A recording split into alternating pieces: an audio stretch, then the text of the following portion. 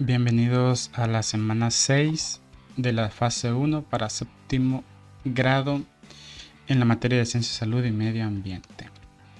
Muy bien, vamos a ir a la unidad número 2, propiedades de la materia, y el contenido sería propiedades físicas del agua. Esta guía es bastante cortita, así que no hay mucho que hacer, pero vamos a ver. Ahora, hablando del agua, como habrás notado, vivimos en un planeta donde el agua está presente en todos lados. El agua es considerada como uno de los recursos naturales más fundamentales para el desarrollo de la vida, junto con el aire, la tierra y la energía. El agua tiene una estructura atómica muy simple. Esta estructura consta de dos átomos de hidrógeno unidos a un átomo de oxígeno. La naturaleza de la estructura atómica del agua hace que sus moléculas tengan propiedades físicas únicas. En esta semana aprenderás sobre las propiedades físicas del agua y sus fases. Muy bien, ahora, sin duda alguna, el agua es una sustancia de mucha importancia en nuestro planeta, hasta el punto que sus temperaturas de transformación de un estado a otro han sido tomadas como puntos de referencia para la escala termométrica centígrada. El agua químicamente pura no presenta color, sabor ni olor, y en la naturaleza se puede apreciar fácilmente en tres estados: sólido, líquido y gaseoso. Vaya, el agua es uno de los elementos que puede, estar presente en tres estados de la materia: en sólido, líquido y gaseoso, y convertir fácilmente de un estado a otro estado. Por ejemplo, si de un estado sólido pasa a un estado gaseoso, a ese proceso se le llama sublimación. Ahora, si de un estado gaseoso pasa a un estado sólido, a eso se le llama cristalización o sublimación inversa.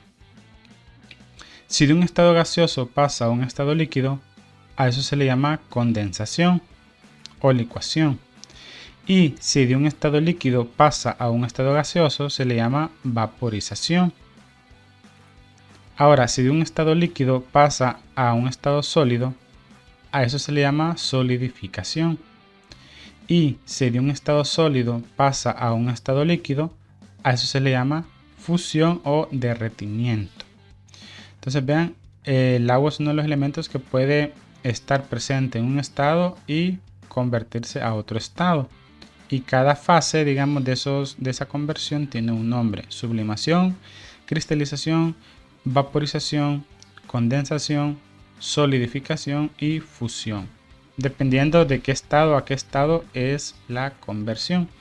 Aquí tienen las flechitas para identificar de dónde a dónde va la conversión. Ahora, cuando hablamos de las propiedades físicas del agua, comencemos con el punto de ebullición. Ahora, el punto de ebullición suele definirse como el instante en el cual se produce el cambio de estado de líquido a gaseoso en una materia. En este caso, el agua se refiere a la temperatura que provoca que la presión de vapor del líquido iguale la presión del vapor del medio. En otras palabras, el punto de ebullición hace mención a la temperatura en la cual el agua hierve, la cual está vinculada a las propiedades específicas de esta y no a su cantidad. Entonces vean, el punto de ebullición es cuando el agua está hirviendo. Ahora, el punto de congelación es la temperatura en la cual una sustancia en estado líquido pasa a encontrarse en estado sólido. Se puede decir que es el momento en el cual el líquido se solidifica. En el caso del agua pura, H2O, el punto de congelación es 0 grados centígrados. Esto quiere decir que mientras esté a una temperatura superior a 0 grados centígrados e inferior a los 100 grados centígrados, ya que ese es el punto de ebullición, el agua se encontrará en estado líquido. Muy bien, entonces vemos que el punto de ebullición es a los 100 grados y el punto de congelación es a los 0 grados. Ahora, la densidad. Toda la materia posee masa y volumen. Sin embargo, las masas de sustancias diferentes ocupan distintos volúmenes.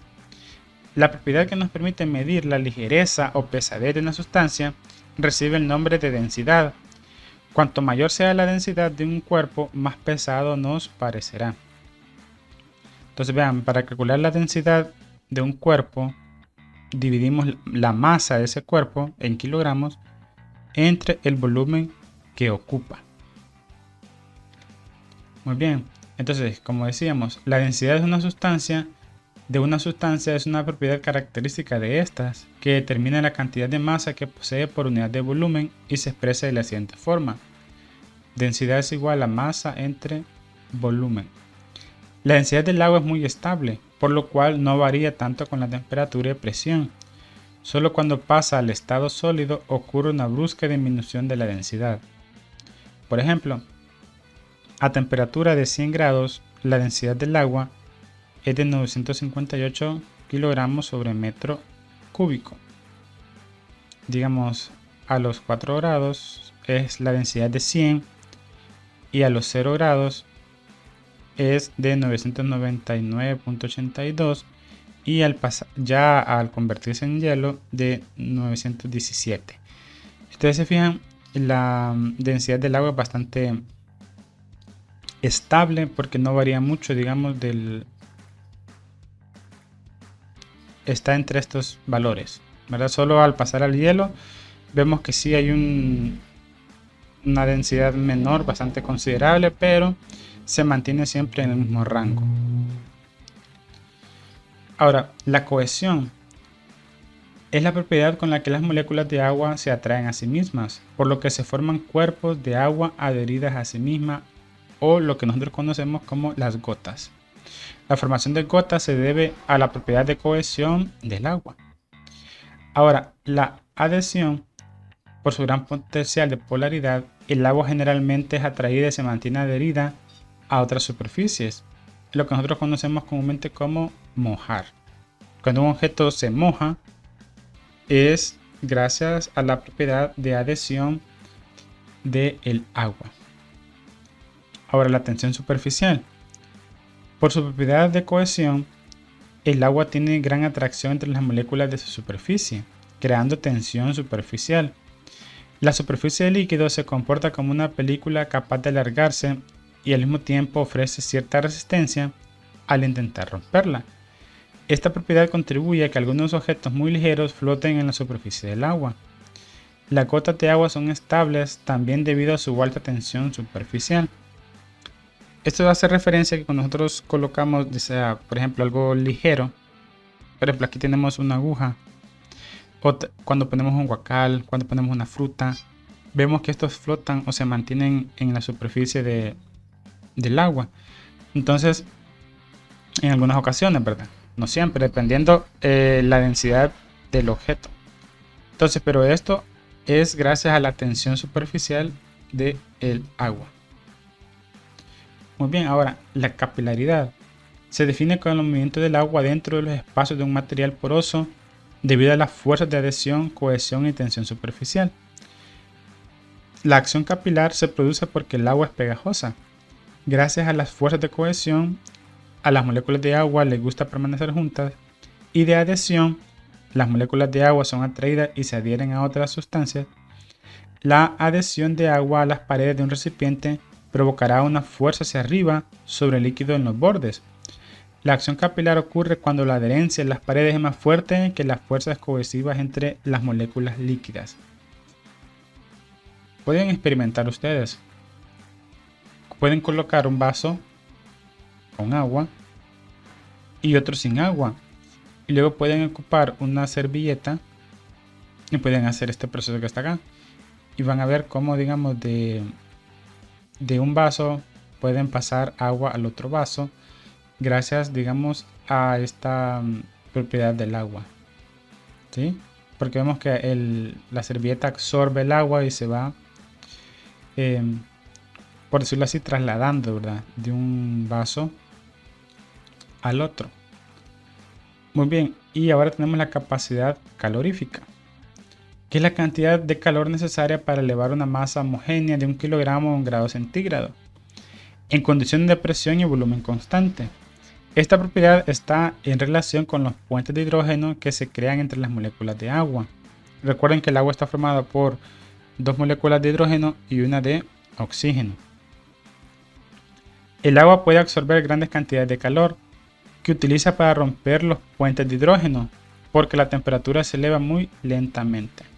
Entonces vemos que también el agua tiene una capacidad calorífica, digamos, bastante elevada. Muy bien, pongámonos a prueba.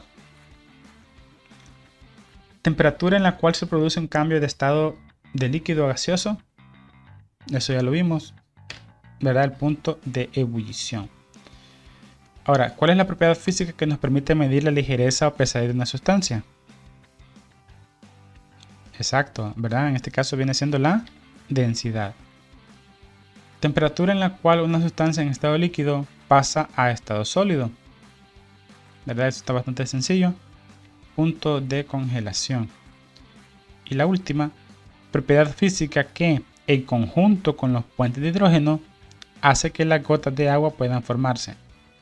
Esto también ya lo vimos. Cohesión. Muy bien. Ahora vámonos a la tarea de la semana. Vean, la tarea de la semana está bien sencilla. Nos vamos a responder a la pregunta: ¿flotará o se hundirá? ¿Qué vamos a necesitar? 2 vasos, una cuchara, agua del grifo o del chorro y 2 huevos. ¿Y qué vamos a hacer? Vean los pasos. Dice, llena los 2 vasos con agua del grifo o del chorro, ¿verdad? Añade alrededor de 6 cucharadas de sal en un recipiente y mezcla bien con una cuchara hasta que la sal se haya disuelto completamente en el agua. Coloca un huevo en cada recipiente y observa cuál de los huevos flota y cuál se hunde.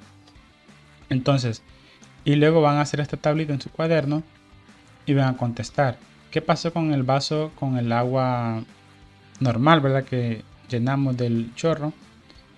¿Y qué pasó con el vaso con el agua salada?